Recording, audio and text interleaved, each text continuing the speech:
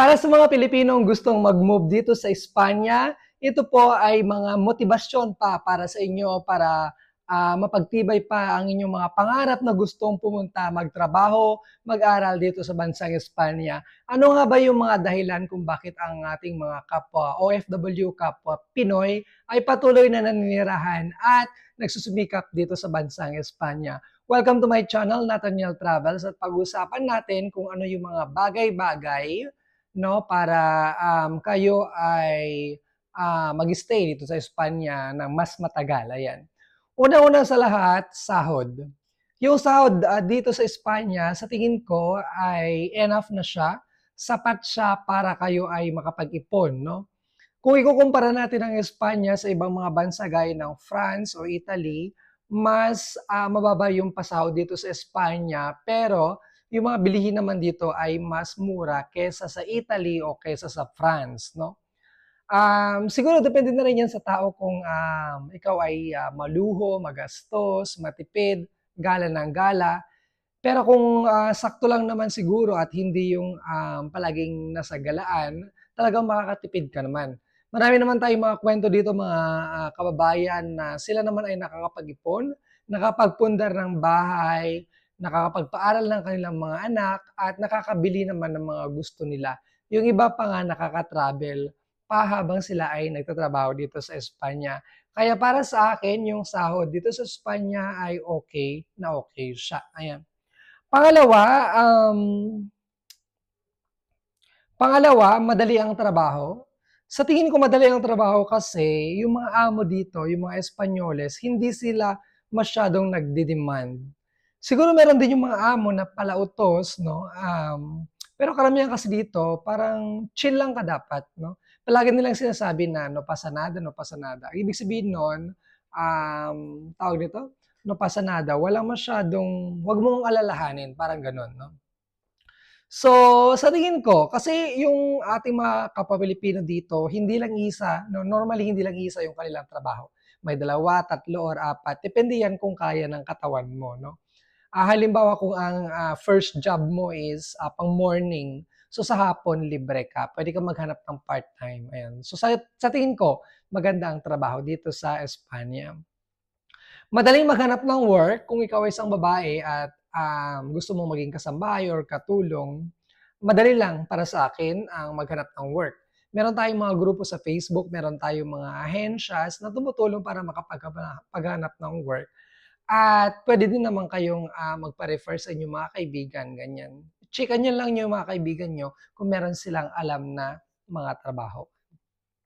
Mabait ang gobyerno, yes po, isa ang Espanya sa pinakamabait na gobyerno sa lahat ng mga bansa dito sa Europa, no? Bakit mabait ang gobyerno ng Espanya? Siguro narinig niyo naman or kung nakapanood na kayo ng mga previous na video ko, sabi natin na pagkatapos ng 2 years dito na wala kang papel, pwede kang mag-apply ng Araigo, no?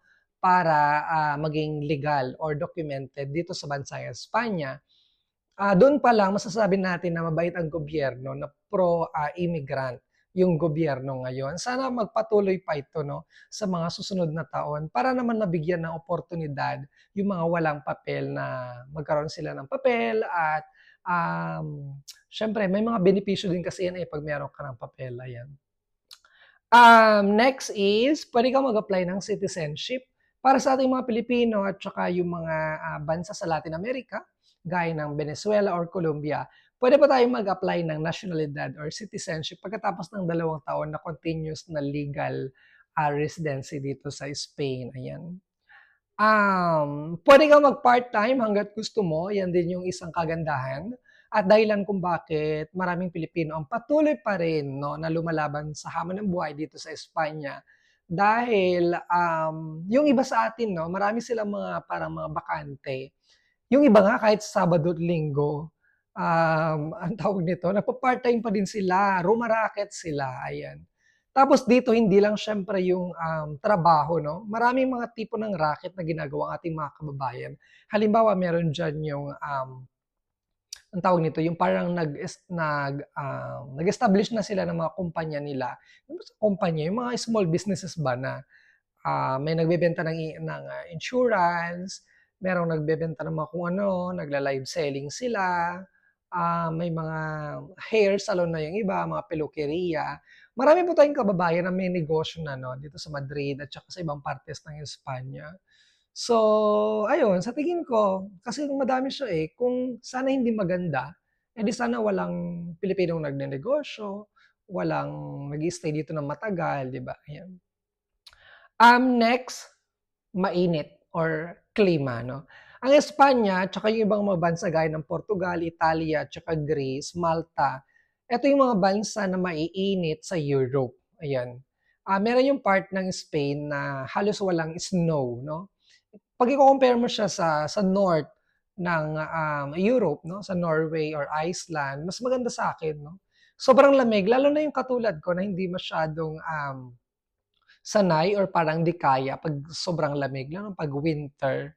So, magandang Spain lalong-lalo na sa south, sa Andalusia 'no, sa south, sa Marbella o Malaga kung dun ka magtatrabaho. Kaso ang problema naman sa Marbella or sa Andalusia is kung summer, super init naman siya 'no. Kaya maganda rin 'pag summer sa north ng Spain gaya ng Galicia or País Basco, gano'n. Maganda ang mga lugar, yes, ang Spain, pangalawa siya sa most visited na countries, in the world 'no. Maraming mga turista dito, maraming pumupunta para i-discover yung Spain 'no. Kahit saan kang pumunta, kahit saang region, kahit saang, parte, sobrang dami at saka iba-iba yung kanilang, mga tourist spot ba 'no. Pinaka-famous siguro diyan yung Sagrada Familia sa Barcelona, yun. Tapos yung, Alhambra sa Granada, 'yan. Marami pang mga sikat, na mga tourist spot ng mga lugar. So, kung ikaw ay nagtatrabaho dito, 'pag day off mo, Sabado, Linggo or kung 'pag binigyan ka ng amo mo ng 15 days 'no, puwede kang maglakbay, puwede mong, mag-travel 'no, within, Spain. Meron pa silang, 2 arkipelago, mga isla. Sa Islas Baleares kung saan nandun yung Ibiza at saka Mallorca, at saka sa Islas Canarias kung saan nandun yung Palma at saka Tenerife. So, from Madrid or Barcelona papunta sa mga isla na mga 'yan, hindi na po kailangan ng visa. Sa totoo nga lang kahit wala kang ano, eh, tawag nito, kahit wala kang papel puwede kang mag-travel kasi nga Spain pa din siya, ayun. Magaganda ang mga beach, yes. Kaya 'pag summer sobrang daming pumupunta ng mga turista dito, lalong-lalo na yung mga Briton, mga British or mga Germans, maraming pumupunta dito sa, Spain, ayan. Meron tayong ano dito, oh, wine. Mag-wine nga muna ako ng konti. Medyo mura ang wine. Isa pa 'yan, ng konti. Tsaka may konting ubas ako dito. Bakit may fork? Okay. Ituloy natin. So 'yan na nga, masarap ang pagkain. Mura actually ang ubas. Hmm, meron ako ditong ubas, ang tawag nito susine sa Italiano, tsaka fig. Mura dito ang wine. Meron pa yung time na, kailan ba yung pandemic, tapos yung, sibuyas sa Pilipinas tumaas. Mas mura, imaginin mo yon, mas mura ang sibuyas dito sa Spain kaysa sa Pilipinas, 'di ba? Kasi parang kung iniisip mo, Europe, Spain, mahal 'no? Pero may mga bagay dito na parang mas mura pa kaysa sa Pilipinas. Sarap ng wine nila. Kung kayo ay magawi sa La Rioja, sa Spain, nasa north siya ng Spain, yun daw yung region na may mga pinakamasasarap na wine, no? La Rioja. Hmm, sarap. Ano pa, mura ang mga bilihin, yon. Kung kayo naman ay first time, papunta pa lang dito, wag na kayong magdala ng mga ano, mga winter clothes kasi mas mura ditong bilhin kaysa dun sa Pilipinas. Meron din sila ditong ukay-ukay, yung tinatawag nilang rastro. Pag nasa Madrid ka, meron yan malapit sa La Latina, tayon. At saka yung isa is nasa Plaza Castilla. Pwede kayong bumili doon, €1, €2, 3, less than €10 mga items nila, mura, no? Tsaka kung bibili kayo ng mga items, Primark, yon, mura yon. Mura doon. Mababait ang mga Espanyol. Para sa akin, marami tayong ano, similarities, no? Ang Spain tsaka Pilipinas. Sa tingin ko, mababait sila. Considerate sila. Tsaka yung papakinggan ka, 'no? Although siguro 'pag bago ka dito maku-culture shock ka na, ang lalakas ng boses nila. Yung bang parang pakiramdam mo nag-aaway sila pero hindi, nag-uusap lang sila, gano'n. Siguro yun, ano pa ba, mahilig sila sa eye to eye. Talagang titignan ka, yung parang magme-melt ka na ice cream. Kung hindi ka sanay na matitigan, dapat sanayin mo na yung sarili mo, ayan. Marespeto ang mga Espanyol, yes po. Kaya marami sa ating mga kababayan ang may mga asawa ng Espanyol, marespeto sila, 'no? Sa tingin ko sa kanila nga natin nakuha yung 'di ba meron tayong po at opo sa Pilipinas, sa kanila kasi meron silang usted at saka ustedes, no? So dun pa lang sa mga words na yon, dun napapakita yung kultura na marespeto sila, yun. May libreng Spanish classes. Sa mga beginner lang 'to, sa ayuntamiento ganyan, meron yung mga Spanish classes na libre para sa mga imigrante. Mga basic lang naman siya, pero at least, tinutulungan nila yung, tawag dito, mga may imigrante na i-integrate yung kanilang sarili, sa society, okey? Maganda ang transport system. Ito yung unang-una kong napansin, sa Spain. Siyempre pagdating mo pa lang, magba-bus ka or magte-train ka, mapapansin mo na agad na wala ka sa Pilipinas na, "Ay ang ganda, nasa first world country ka." So, maganda kasi organize ang transport system nila. Halimbawa sa bus, merong, timetable, merong oras na sinusunod. Hindi puwede yung magpapara ka lang kung saan mo gusto, tapos sasakay ka lang kung saan mo gusto, hindi puwede yung gano'n. Merong mga bus stop, tapos may oras talaga. Depende kung saan ka mapunta sa Spain, dapat i-memorize mo na kung anong oras aalis yung bus, kung darating, i-estimate mo kung ilang minutos, ilang oras, ganyan. Tsaka kahit yung mga train, tsaka mga tram, gano'n din lang siya. So, mas madali ang buhay dito para sa akin, walang masyadong maraming tao pero wala masyadong nagsisiksikan, wala masyadong na pila, ganyan. May pila naman pero hindi naman siya gano'n kalala 'no, comparing sa Pilipinas. Tsaka walang alikabok dito, alam mo 'yun, yung pakiramdam mong parang, exhausted ka na ganyan. Dito hindi, parang ang fresh ng hangin 'no, isa pa 'yan, fresh ang hangin lalo-lalo na sa Madrid, okey. Libre ang ospital para sa mga nagbabayad na ng seguridad sosyal at kung meron kayong tarheta sanitarya, libre po ang, hospital. Tapos 'pag nagreseta sila ng gamot, 'pag bibili ka sa pharmacy, mas mura siya 'no. Based on experiences, hindi ko pa na-try na bumili ng mga gamot 'no, pero na-try ko na yung sa hospital, yun okey naman. Madaming Pinoy, isa pa yan, meron yung part ng, Spain na hindi kumbaga ikaw lang yung Pinoy or kokonti lang yung Pinoy. Pero 'pag nag-work ka sa Marbella, sa Valencia, Barcelona or, dito sa Madrid, talagang, alam mo yun, yung parang hindi ka umalis ng Pilipinas kasi meron kang nakakausap ng Tagalog or Ilocano or kung ano mang lengguwahe meron kayo sa Pilipinas. Iba kasi 'pag meron ka pa ding nakakausap 'no, parang hindi ka naho-homesick, ganyan. So, parang masaya 'pag meron pa ring Pilipino. Iba pa rin kasi 'pag yung Pilipino nagjo-joke, nag-uusap, iba pa rin 'no. Pagkausap mo yung mga Espanyol, iba rin kasi silang mag-joke, iba yung alam mo yon. Halimbawa kung ang pag-uusapan natin is beauty pageant, hindi makaka-relate yung mga Espanyol kasi hindi naman hindi naman sila mahilig sa mga beauty pageant, ganyan. So iba yung hilig nila, ah, iba yung gusto nila dito. Madaming Pinoy stores 'pag sa Madrid ka. So isa pa 'yan 'no, sa pagkain minsan parang naho-homesick ka kasi wala kang mabilhan na Filipino, food. Pero pagdating mo sa Madrid, may pandesal pala, ay may dinakdakan pala 'pag ganito, alam mo 'yun? So, marami. Yung iba inaangkat nila mula sa Pilipinas, yung iba naman nasa Asian store like mga Chinese store. Pero yung iba, sila mismo yung gumagawa. Halimbawa, tuyo, daing, mga ganyan. Ano pa ba yung mga ginagawa nila dito? Hotdog, galing naman siya sa ibang partes ng Europe, ganyan. May mga gumagawa, mga kakanin, mga ganun ba. Parang nandun na yung connection mo pa din sa Pilipinas na kahit na super layo natin sa Pilipinas, 'pag may nakakusap ka pang Pilipino or may pagkaing Pilipino, iba kasi, 'di ba? Oo. Masarap naman yung mga pagkain nila dito, healthy, ganyan. Kasi conscious sila, pagdating sa mga cholesterol. Magaganda yung mga katawan nila, yung mga Espanyol.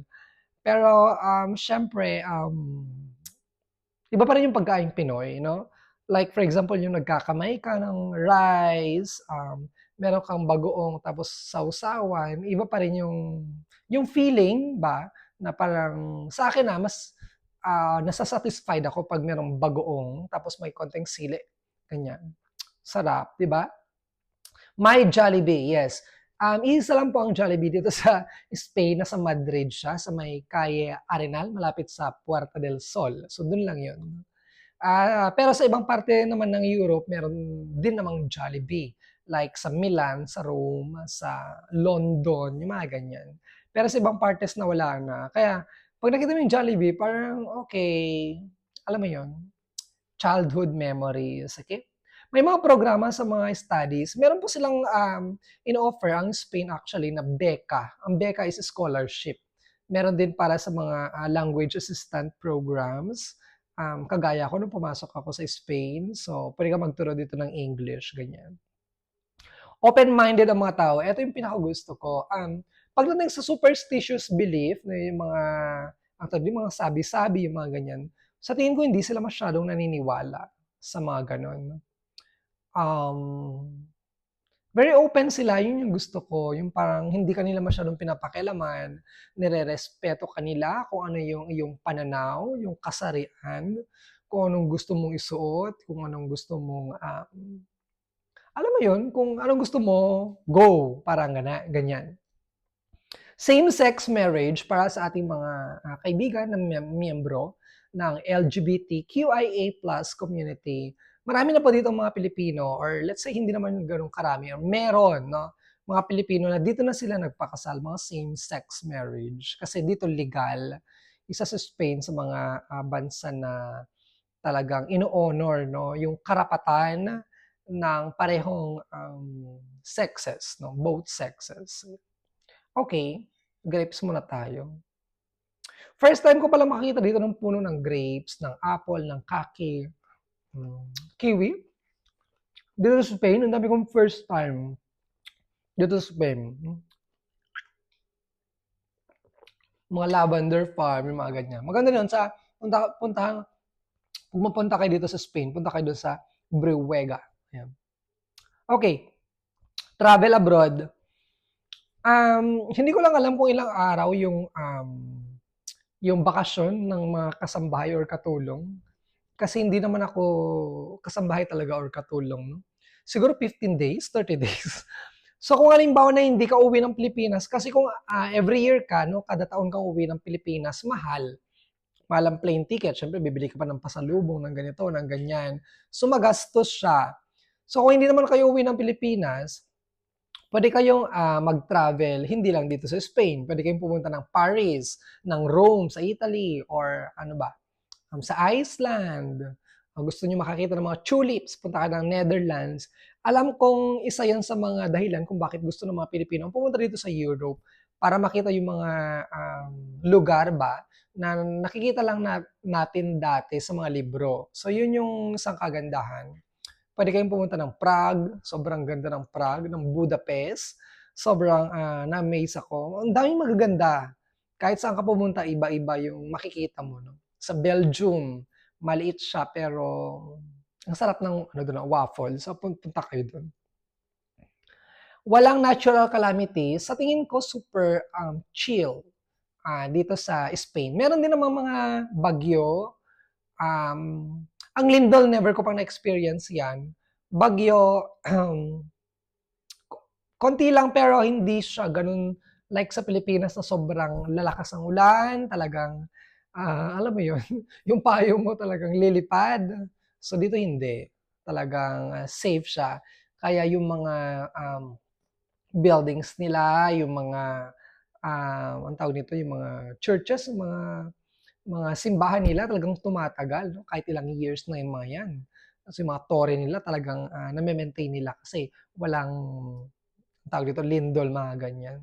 Tsaka malalakas na bagyo. So, gustong-gusto ko 'yan. Safe sa gabi, yes po, ang Spain ay isa sa mga bansa sa buong mundo na safe maglakad paggabi. Yun nga yung gustong-gusto ng mga tao, eh, lumabas paggabi, mag-tomar algo, alam mo, mag-beer or makipagtsismisan sa kanilang mga kaibigan, maglakad-lakad. Yung gustong-gusto nila kaya super safe, ayan. Kahit sa mga babae 'no, super safe, ayan. Pogi ang mga Espanyol, pogi ang mga pulis, yan. Hindi ko ba alam kung bakit parang nung anong tawag dito, nung umulan ng kagapuhan, parang sinalo na lahat ng mga Espanyol 'no.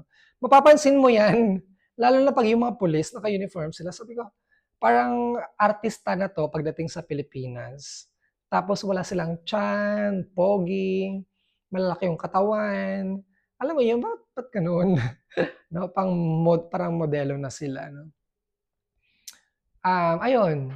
Tapos hindi lang mga pulis, mapapansin mo talaga 'yun, eh, kahit yung mga kasi dito hindi lang yung mga buildings nila yung magaganda, pati sila 'no, pati din mga babae magaganda sila. Kahit yung mga nagbebenta lang sa mga restaurants, sa mga malls, yung mga nagbebenta lang ng kung ano-ano diyan, magaganda sila.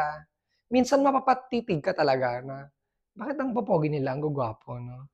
Kaya hindi ko naman masisisi yung ating mga kapwa Pilipino 'no, na talagang nabihag, ah ang tawag nito, nabihag na yung kanilang puso, nabihag na ng mga Espanyol. Hindi mo yun masisisi kasi mababait sila, mga pogi, stable sila, I mean may pera pero I mean yun, 'di ba?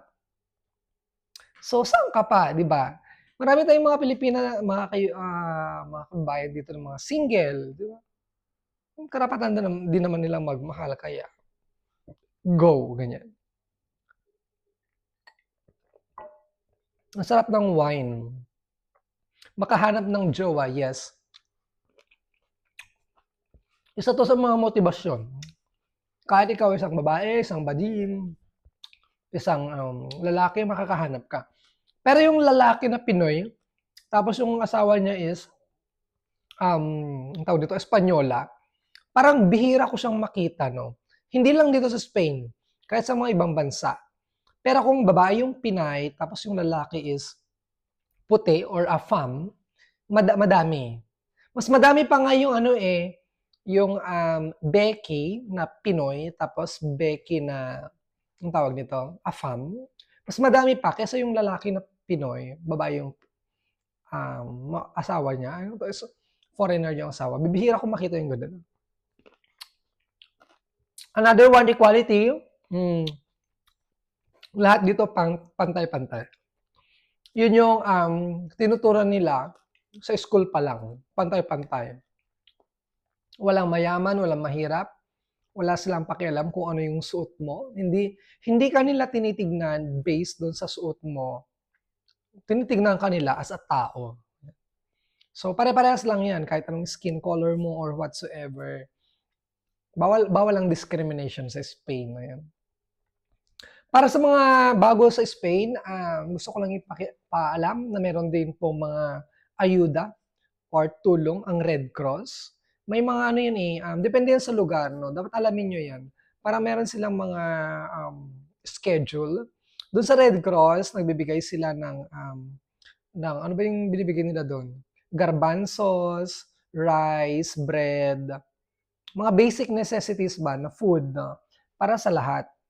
Kasi dati meron akong housemate na taga Colombia tapos sabi ko parang ang dami niyang mga stocks 'no, ng mga pasta, rice, mga patatas pa ata tsaka mga sibuyas, yung mga ganyan. So, saan niya kaya kinukuha? Kasi iba kasi yung 'pag bumili ka dun sa supermarket, iba. Yun parang bulto-bultuhan siya. So, sa Red Cross pala niya kinukuha. Dun ko na-experience 'no, or nalaman na may ganito pala dito. Ano, ang ganda naman. Alam kong marami pa akong na-experience na siguro hindi ko pa naibahagi, na-share sa iba. Pero eto yung mga dahilan kung bakit patuloy na nakikipagsapalaran 'no, ang mga kapwa natin OFW dito sa bansang Espanya. Alam kong sobrang hirap, lalong-lalo na yung mga pamilya sa Pilipinas, mahirap kasi homesick 'no. Tapos yung may mga, sinusustentuhan, sa Pilipinas, so kailangan nilang magpadala para sa pag-aaral ng mga anak nila, kapatid, or pagpapaayos ng bahay, pambili ng ganito, ganyan, pambayad utang. Alam niyo yung kultura ng lahat ng mga Pinoy, na ganito yung kalakaran, no? Pero sa akin, sana isang araw magising tayo bilang isang Pilipino, sana sa isang araw magising tayo na baliktad naman yung mundo. Na hindi natin kailangan lumabas ng Pilipinas para makipagsapalaran at maging katulong, no? Marangal ang isang katulong, ang isang kasambahay, pero yung point ko is sana, bakit Pilipino, no? At saka iba ring nationality. Kasi dito sa Europe, hindi sila ipinanganak or mag-aaral tapos magiging katulong sa ibang bansa. Hindi gano'n yung kanilang mindset, no?